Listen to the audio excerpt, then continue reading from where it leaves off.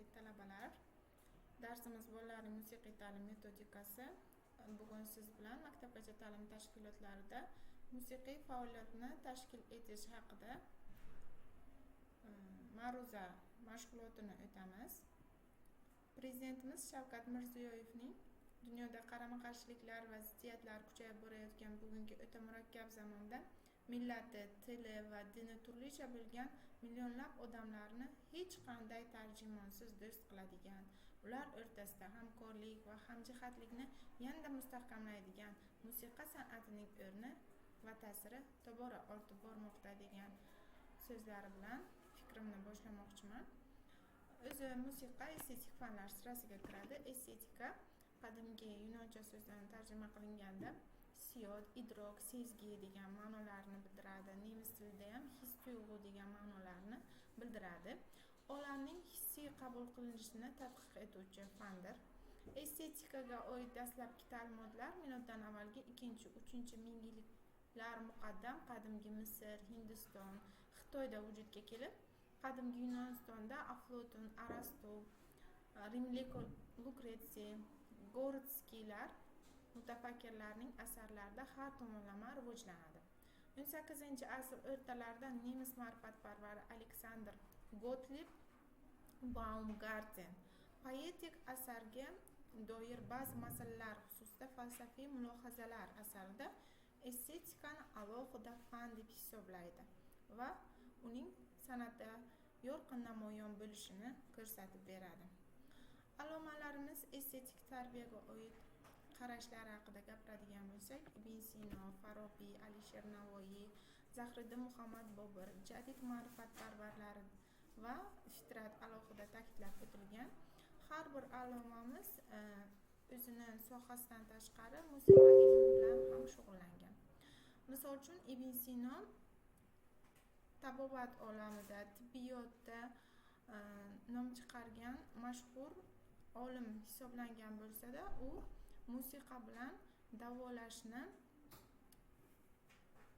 fanga olib kirgan va musiqani terapevtik xususiyatlarini ko'rsatib berganligini uning asarlarida, musiqa ilmiga oid asarlarida ko'rishimiz mumkin.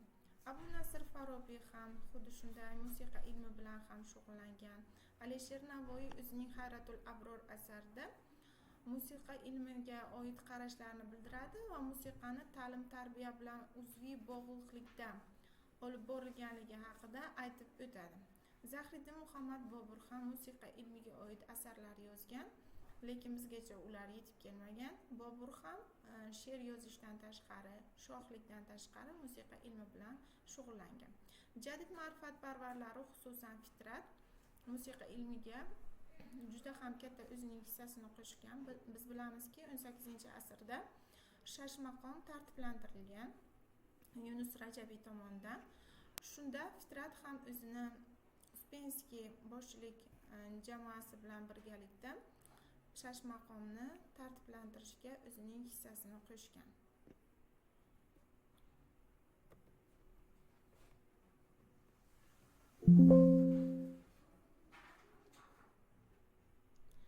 Musiqa faoliyati maktabgacha ta'lim tashkilotlarida 5 bosqichda amalga oshiriladi.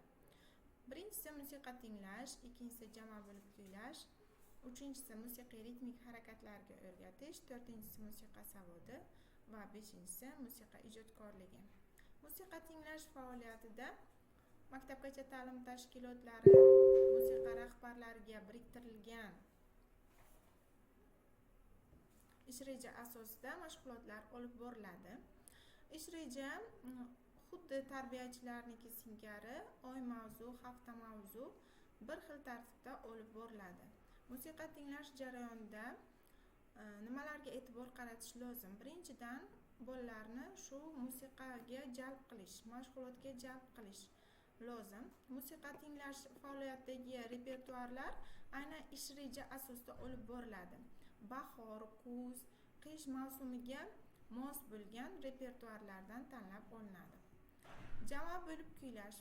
Jamoa bo'lib kuylashda ham xuddi shunday ish reja asosida tarbiyachilarniki bilan bir xilda olib boriladi mavzular. Misol uchun asbob anjomlar mavzusi bo'lsa, o'shanga xos bo'lgan jama bo'lib kuylashdagi repertuarlar ish reja asosida olib boriladi va kuylatiladi bolalarga.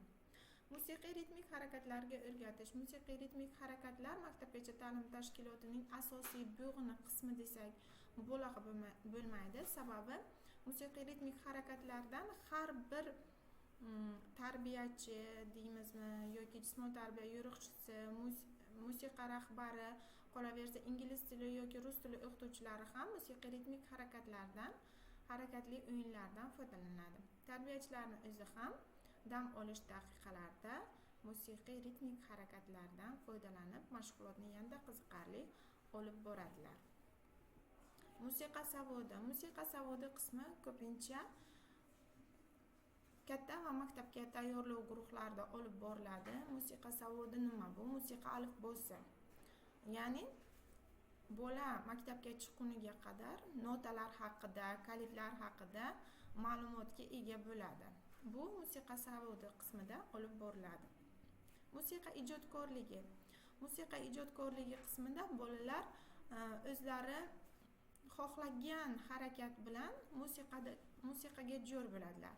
Bu musiqa ijodkorligi yoki bolalar musiqiy cholg'u asboblarida ritmik jo'r bo'lishi faoliyat hisoblanadi. Ya'ni musiqa asbobchalari yordamida bolalar shaqildoqchalar yoki doirachalar, barabanchalar yordamida musiqaga jo'r bo'ladi, qo'shiqqa jo'r bo'ladi. Bu bilan bola ritmni yaxshi his qiladi va bir-birini tinglay oladi. Jama bo'lib kuylash jarayonida ham bir xillikda olib borilishiga yordam beradi. Shu uchun 5-chi faoliyatimiz musiqa ijodkorligi faoliyati deb atalgan.